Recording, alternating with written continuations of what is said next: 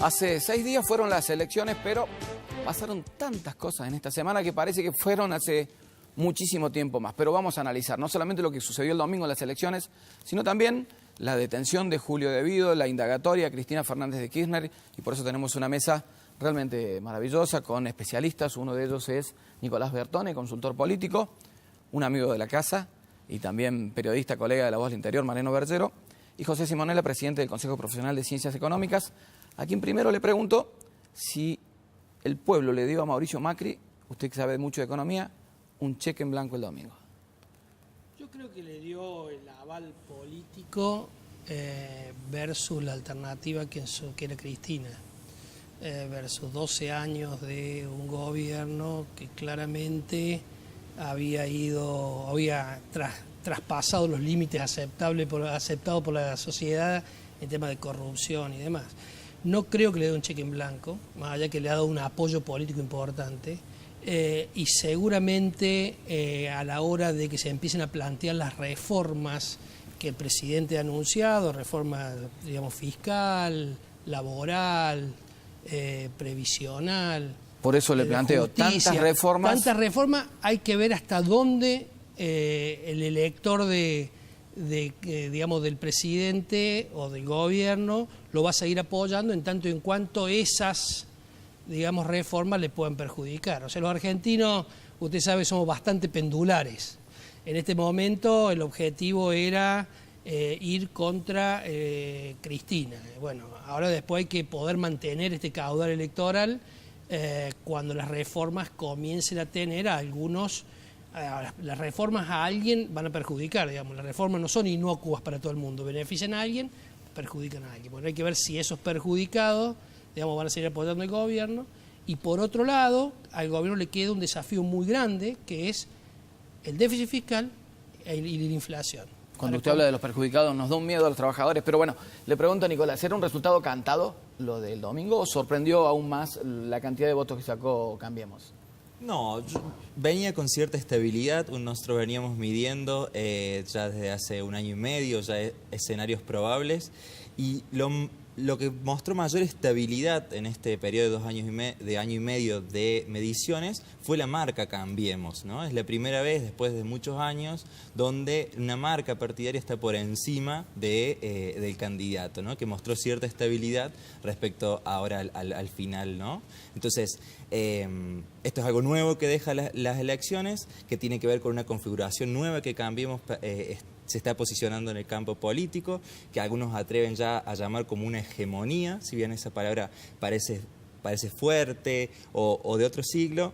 Lo cierto es que tiene que ver con construir a partir de ahora un relato de gobierno que, si bien fue menospreciado como el relato kirchnerista, lo que tiene que ahora es darle al gobierno un sustento en cuanto a valores, que ya los tiene, y con la indagatoria Cristina, con el desafuero debido, se empiezan a consolidar con acciones políticas un poco más claras. Y en ese sentido, las reformas tendrán que empezar a ser esas políticas públicas que den respuesta final al cambio que vienen ya pregonando en este año y medio de gestión. Mariano, hablando de lo político, prácticamente han desaparecido los partidos de centro-izquierda. Cambiemos se llama Cambiemos acá en Córdoba, pero en Buenos Aires PRO ni siquiera tienen esa marca instalada en todo el país, porque se dicen de una manera u otra de acuerdo a la región del país donde se encuentren. El radicalismo es como que naufraga en prenderse de Mauricio Macri porque por afuera no va a poder hacer nada. El peronismo está prácticamente sin líderes. ¿Hacia dónde vamos? Bueno, claramente, comparto lo que decía recién, la marca Cambiemos es la gran ganadora. El desafío justamente de todos los que integran la marca Cambiemos es lograr que no solamente sea una marca, sino que sea realmente una coalición de gobierno con reglas más o menos estructuradas para que esa fusión pueda ser perdurable en el tiempo, ¿sí? Venimos de un ciclo de 12 años de un sello como el Frente para la Victoria que no ha participado en las últimas elecciones y parecía que iba a ser un sello que iba a perdurar, también una marca que fue muy exitosa en su momento. Bueno, hoy parece que es el momento de Cambiemos. En Córdoba, particularmente, hay que retrotraerse a que en el 2015 en realidad comenzó siendo Juntos por Córdoba, obviamente que es una alianza donde aquí en Córdoba participa el partido de Luis Juez. el pilar fundamental de Cambiemos en Córdoba es la Unión Cívica Radical, digo, por su entramado territorial, porque tiene llegada, porque en cada pueblo hay un comité todavía, pero obviamente que la mancha amarilla, para poner en algún término, ha comenzado a impregnar en diferentes partes del interior, y ya el foro, por ejemplo, de intendentes, el Comupro, en el cual confluyen el macrismo junto con algunos otros vertientes, algunos partidos vecinalismo que quedan en el interior, ya llegan a unos 35 miembros. O sea, de a poco la mancha amarilla comienza a extenderse. Ese es el peligro que advierte el radicalismo, y justamente ahí están puestas todas las dudas de cómo será o cómo seguirán siendo los pasos, sobre todo pensando en el 2019. Vos sabés, Héctor, ganó la elección Cambiemos, y esa misma noche se detonó la carrera hacia quién va a ser el postulante que trate de competir frente a quien sea el candidato de Unión por Córdoba en el 2019, con lo cual creo que el desafío fundamental, una vez que baja la espuma del triunfo, es saber cómo las partes van a ponerse de acuerdo y sobre todo dirimir quién será el hombre que enfrentará al proyecto político que en 2019 cumplirá 20 años del peronismo. Y en las reformas económicas, ¿cuál es la más necesaria para encarar este rumbo en donde ya no se hable más del viento de cola, de los brotes verdes, y que realmente el país empiece a crecer? La reforma tributaria es necesaria en tanto y en cuanto Argentina tiene una presión tributaria que no le permite ser competitiva. El sector empresario argentino no puede ser competitivo con la presión tributaria que tiene. El problema está en si esta reforma tributaria va a dar con mayor competitividad o simplemente va a reemplazar a los alcanzados por los impuestos. ¿Por qué? Porque el problema, yo le decía recién, el problema que tiene Argentina es déficit fiscal. Tiene un déficit fiscal muy alto en términos de su Producto Bruto, y tiene un déficit financiero muy alto también en términos de su Producto Bruto. Entonces, en tanto y en cuanto no pueda disminuir ese déficit fiscal, lo cual no es sencillo para el gobierno, porque gran parte de eso está indexado, está atado a sueldos, está atado a jubilaciones, está atado a subsidios, digamos, solamente parece que hay espacio para manejar sobre algo, eficientizar determinados sectores de la administración pública y trabajar sobre tarifas y sobre algunas tarifas. El año pasado se trabajó solamente sobre las tarifas de combustible, de energía, pero no se trabajó sobre el transporte, porque el transporte es el Gran Buenos Aires, digamos, y en un año electoral era difícil. Tal vez ahora lo que queda es esa parte. Vemos que el gobierno tomó la decisión a las horas de haber ganado un aumento de las naftas y ahora un aumento del gas. Entonces, lo que digo es, hay un desafío muy importante para el gobierno de disminuir el déficit fiscal, que también le va a traer una falta de popularidad, digamos, a la medida, ¿no? Entonces, el gobierno tiene una gran restricción política y social. La restricción política que tenía antes parece haberla licuado un poco en virtud del éxito de la campaña, digamos, de las elecciones, pero la restricción social está. Cuando el consumo por primera vez este mes se ha revertido y las medidas próximas podrían llegar de nuevo a atacarlo al consumo, a ningún argentino le gusta consumir menos. Hemos estado acostumbrados a gobiernos que nos han incentivado a consumir mucho, a no ahorrar y a consumir. Bueno, lo que viene ahora es una etapa donde el gobierno tiene que replantear cómo hace el ajuste en términos, digamos, de disminución de déficit fiscal y atacar la inflación con un gradualismo un poco más acelerado del que utilizó para las elecciones, porque el gradualismo que utilizó, financiado fundamentalmente con endeudamiento externo, le sirvió en tanto y en cuanto tenía que ganar las elecciones. Bueno, ahora la ganó. Ahora los inversores, los empresarios, para venir a invertir en lo que nos interesa, que son en industrias que entierren capital y generen trabajo, le piden reformas estructurales. Esas reformas estructurales hay que ver hasta dónde la puede compatibilizar con la restricción social. Otro de los temas que teníamos durante la semana, como lo decíamos recién, fue la detención de Julio Devido, y junto a Julio Devido hubo otra larga lista de personas que ya están detenidas y que pertenecían al gobierno anterior. En esta placa les mostramos quiénes ya están detenidos. Uno de ellos es precisamente el cordobés Ricardo Jaime, ex secretario de Transporte del kirchnerismo, preso desde el 2 de abril del 2016. La causa, claro, los sobreprecios en la compra de trenes chatarra a España y Portugal en el 2005. Está acusado de administración fraudulenta contra el Estado Nacional y la condena de 6 años de prisión por la tragedia de Once en la que murieron 51 personas. Pero además También está detenido Lázaro Báez, preso desde el 5 de abril del 2016, procesado junto a otras 25 personas. Y junto a Lázaro Báez también hay otros detenidos más, como por ejemplo el famoso José López, el de las valijas, preso desde el 14 de junio del 2016. Es el ex número 2 de Debido. Fue sorprendido, como les decía, mientras arrojaba un bolso con 9 millones de dólares. Es una larga lista que seguramente después de las elecciones, a la que se suma también Víctor Manzanares, que estuvo preso o está preso desde el 17 de mayo del 2017, porque era el contador de la familia Kirchner, acusado por eludir medidas cautelares dictadas en la causa de los sauces. Roberto Barata, preso desde el 19 de octubre del 2017. Roberto Barata es mano derecha de Julio Debido. Y esta situación ha generado, como lo debatíamos recién, un gran cambio en la información de la semana. Se dejó de hablar de las elecciones y se comenzó a hablar de la detención de Julio Debido. ¿Eso ya lo están midiendo ustedes?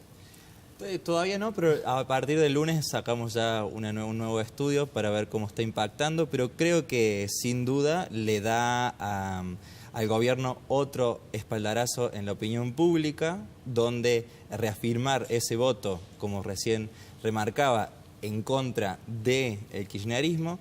Si bien nosotros en el análisis decimos el voto en contra de Cristina estuvo fuertemente vinculado a los resultados de las PASO y después de las PASO vemos más un voto más esperanza, donde era una acción más positiva en favor de Macri y de esperar esas políticas que estaba prometiendo por el cambio. Bueno, así era detenido Julio Debido el pasado miércoles.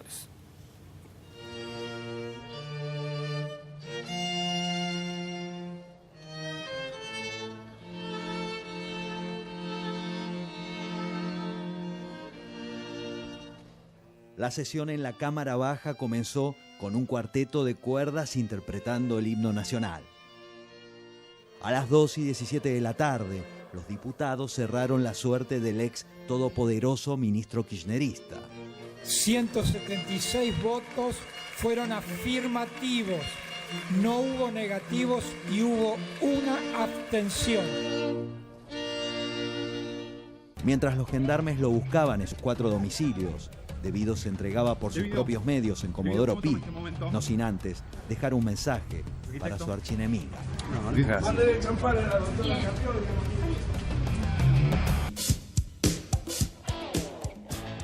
No tomo alcohol, les contestó Lilita Carrió. Y el único que se abstuvo fue un diputado cordobés, Juan Pereira de Villa Dolores. Mariano, después de esto, más la indagatoria de Cristina, ¿hay un mensaje distinto de la justicia a los políticos o es solamente, como dice la expresidenta, una connivencia del actual gobierno con la justicia para meter preso a lo que la sociedad supuestamente estaba pidiendo? Esa connivencia no es nueva, digamos, también sucedió con el gobierno de ella, con lo cual es cierto ¿Vos crees que es así? Sí, la historia dice que fue así. Los 12 jueces federales de Comodoro Pi realmente no han hecho otra cosa que ser siempre muy, muy leales al poder de turno, y cada vez que un poder de turno cambia y hay un nuevo ciclo, bueno, obviamente da señales en el sentido de los que pasaron, pero sería bueno que esas señales hubiesen sido dadas antes, ¿no? Porque Julio Debido fue denunciado por Elisa Carrió, no en el 2015 cuando todavía era el poderoso ministro de Planificación Federal, controlando toda la obra pública en la Argentina. Obviamente que es un símbolo, ¿no? Sí, Debido es un gran símbolo de la corrupción, del desmanejo de los fondos públicos. Obviamente que será la justicia el que tiene que bajar el martillo y determinar cuáles han sido las responsabilidades de estos funcionarios, pero evidentemente que es un ícono del kirchnerismo y que ha caído en desgracia. No quiero olvidarme de que hace 2 meses, cuando fracasó la sesión en diputados para desaforarlo, cuando no llegaron a tener los 2/3 de la Cámara, Debido mandó un mensaje muy fuerte a todos diciendo, todos ustedes saben lo que hicimos, las obras que hicimos en el interior, a los gobernadores, a los intendentes. Bueno, finalmente, obviamente que los ciclos políticos y el humor social y sobre todo el avance de la justicia han dejado aquella cuasi amenaza que fue la que lanzó en el recinto para decirle a todos que si caía él iban a caer todos juntos con él. Habrá que ver si hay un pacto de silencio, si lo rompe o si no. Hasta ahora todos los que están presos han decidido callarse la boca y no mencionar, sobre todo, no mirar para arriba, porque arriba está su jefa, Cristina Fernández de Kirchner. Claro, pero cuando uno es corrupto es porque hay alguien que te corrompe. Y eso es una mecánica que en la Argentina hasta ahora no se está llegando a las dos partes de esta negociación espuria, Bueno, que es obras a cambio de coimas, en donde hay muchos empresarios que deben participar. Te interrumpo un segundo porque el jueves, un día después, se presentó a indagatoria la expresidenta Cristina Fernández de Kirchner y precisamente ella está acusada por encubrimiento en la causa de la AMIA y esto decía. Esto que han caracterizado como traición a la patria o como encubrimiento, la verdad que la única traición a la patria que hoy hay en el país es utilizar a un poder judicial como el que está aquí en Comodoro Pi para perseguir a los opositores. Sin hablar sobre la causa, Cristina volvió a aprovechar una indagatoria para lanzar un mensaje político. El objetivo de esta persecución judicial es precisamente atemorizar a los dirigentes de la oposición. Quieren hacer callar a la oposición en el Parlamento. Quieren absolutamente el gobierno está atrás de esto, con sus operadores judiciales. Quieren un Parlamento sumiso. ¿Son manotazos de ahogado, Mariano, o no? La verdad que, bueno, evidentemente la presidenta está pasando su peor momento, pese a que recolectó más de 3 millones de votos, o sea, no es poco a nivel nacional, no quiero agarrarle, pero son casi unos 20 puntos. Si existiera una elección nacional, quiere decir que tiene todavía un plafón. Lo que pasa es que cuando vos ves el mapa, ves que solamente está en la tercera sección de Buenos Aires, ¿no? En el conurbano. Entonces, realmente no le ha quedado un solo aliado en pie en toda la República Argentina y se siente, después de tener tanto poder, se siente en el peor de los mundos y sobre todo saber que la justicia va a ir detrás de ella y que hay ya algunos mensajes dentro del Senado para ver si la van a dejar asumir y si no irán por ella también a través de también quitarle la inmunidad parlamentaria. Se mezcla mucho la política con la economía, ¿no? Una cosa mueve el amperímetro del otro lado, si sucede una cosa u otra puede cambiar el humor social de los empresarios y dejar de invertir, por ejemplo. La política en los países como los nuestros, digamos, tiene una incidencia muy alta en las decisiones de los empresarios. De todos modos, estas dos imágenes que vimos, más casi el equipo de fútbol anterior que contaste, digamos, de los funcionarios que quedaron detenidos, yo creo que es una muy buena imagen, en primer lugar para la gente que todos los días se levanta, trabaja y cumple las normas, o trata de cumplirlas al menos. Y también una muy buena imagen para los inversores institucionales, los inversores, digo, cuando uno le trata de empezar a dar seguridad jurídica, que por supuesto Argentina es una violadora serial de la seguridad jurídica, con lo cual va a tener que hacer un largo trayecto para que los inversores vuelvan a creer en Argentina, pero digo, todos estos mensajes de institucionalidad, de respeto por la justicia, de que el que las hace las paga, es un muy buen mensaje para la gente, para los inversores, para la economía en su conjunto. Claramente hay que ver el resultado de todo esto, de que esto después no se transforme simplemente en un ardid para cumplir con la demanda social y luego no haya el castigo que la sociedad espera, que los inversores esperan y que Argentina no logre la institucionalidad que necesitamos todos para poder crecer, para poder invertir y para poder manejarnos confortables en una sociedad que nos tiene que dar mejor calidad de vida, ¿no? Nicolás, vos sos consultor político, hablabas de hegemonía recién al principio. ¿Puede un político, en este caso Mauricio Macri, sentir que prácticamente no tiene con quién competir? ¿O necesita invariablemente a quién enfrentar?